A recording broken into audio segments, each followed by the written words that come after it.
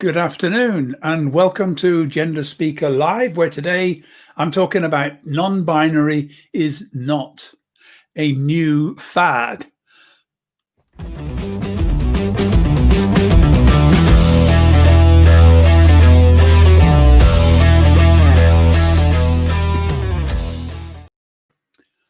So, hi and welcome to Gender Speaker Live. We're a little bit later today. I had another meeting which wasn't going to finish before 4, so scheduled for 5 o'clock. And hopefully we'll get a few people joining us. Now, non-binary is something which has been really growing like topsy. 5-10 years ago, not people were still identifying as non-binary. In fact, I remember back when I was doing my master's degree in 2004-5, we had some battles with the student union there trying to recognize non-binary and allowing people to identify as non-binary within the student union, within the various campaigns. It didn't go down well. And honestly, quite a lot of trans people were very much opposed to the whole idea of non-binary, but a lot of people wanted that. They were saying, I'm neither male nor female.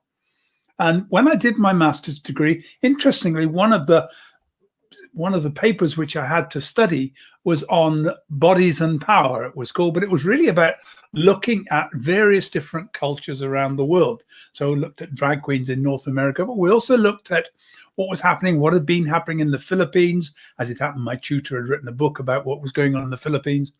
We looked at the Hydra, and we looked at various different cultures that didn't really fit comfortably in that sense of being male or female.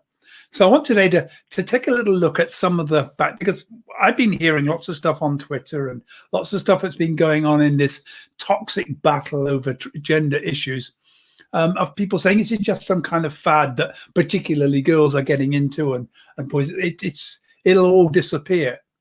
Well, it isn't a fad. And it isn't a fad because evidence of people being non-binary or third gender, a gender other than male or female, has gone back thousands of years.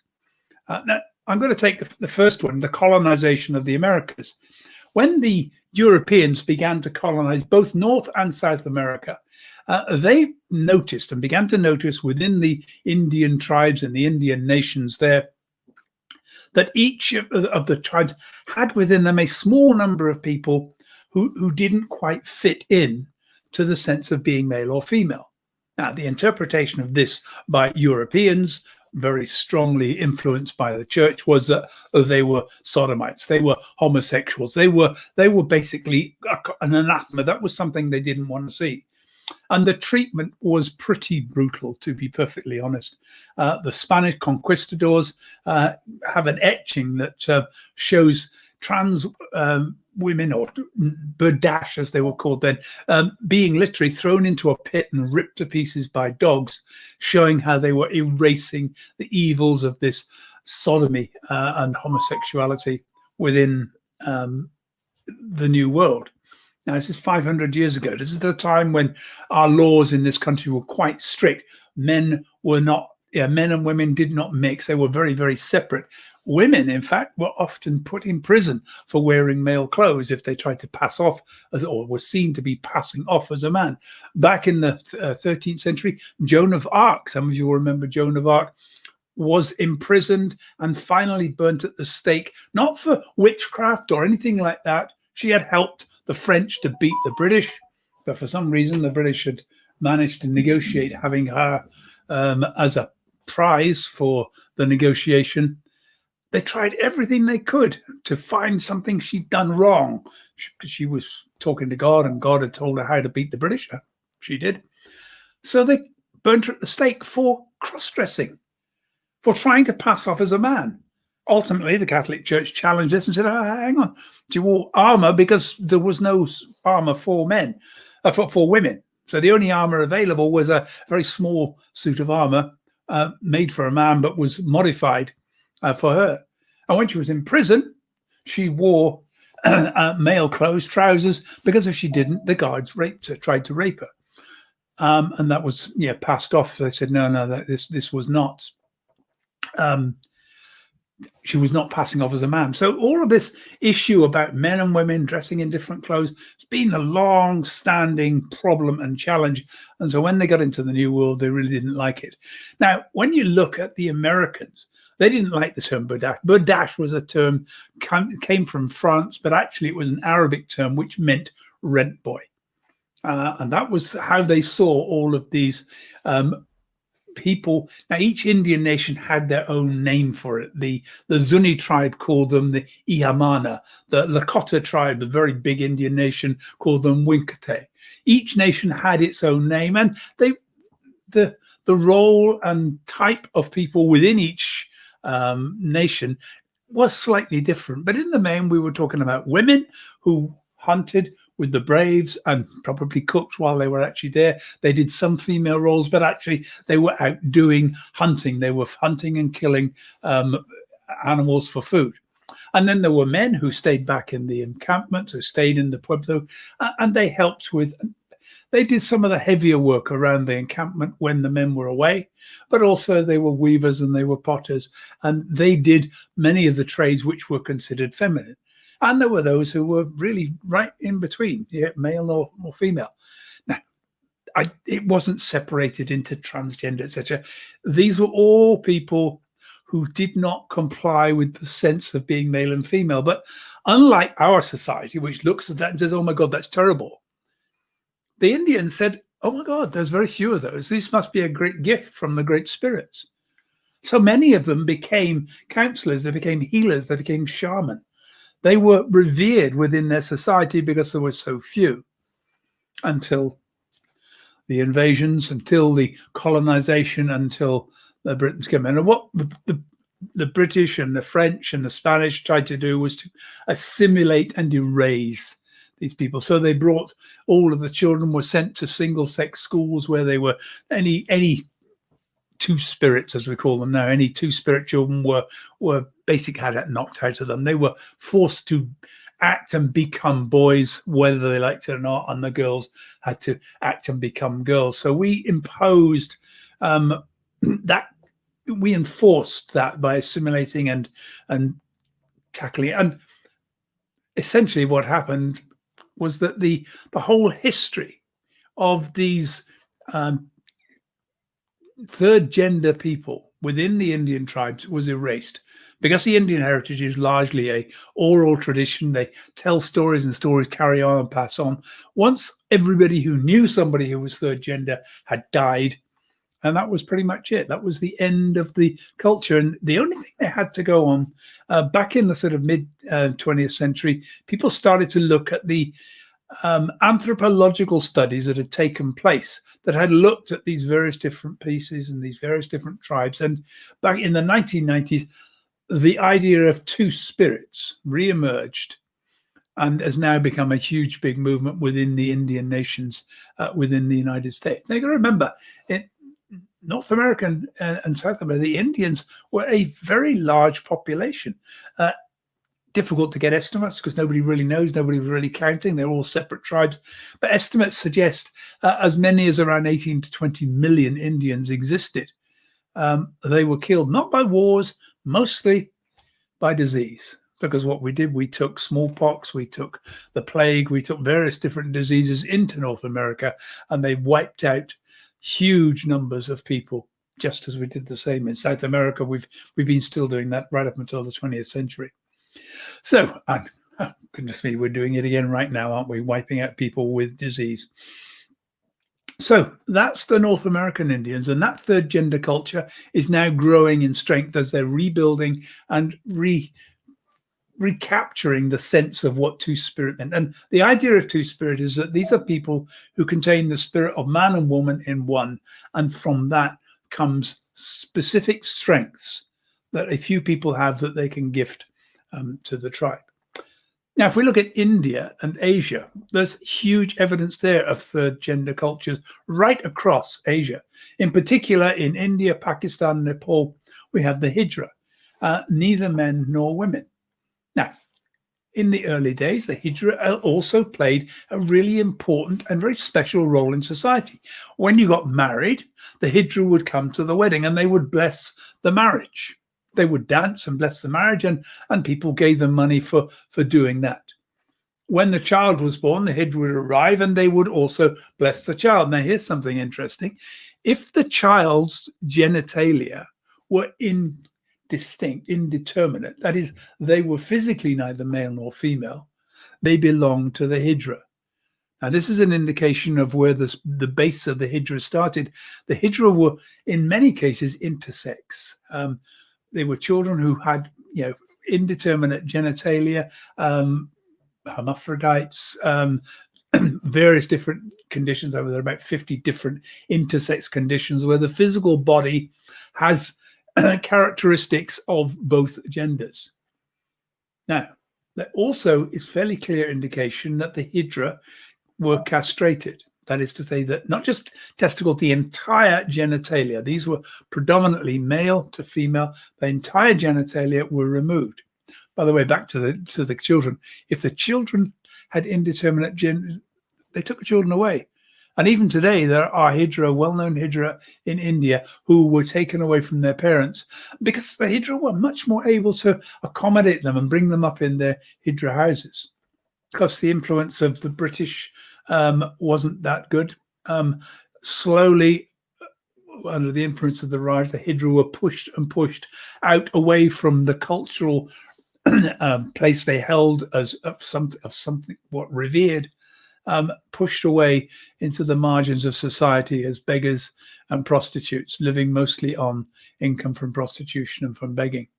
They're beginning to again come back now. They're beginning to be better recognized. Changes are beginning to take place in the way in which they recognize changes in the gender law there in India.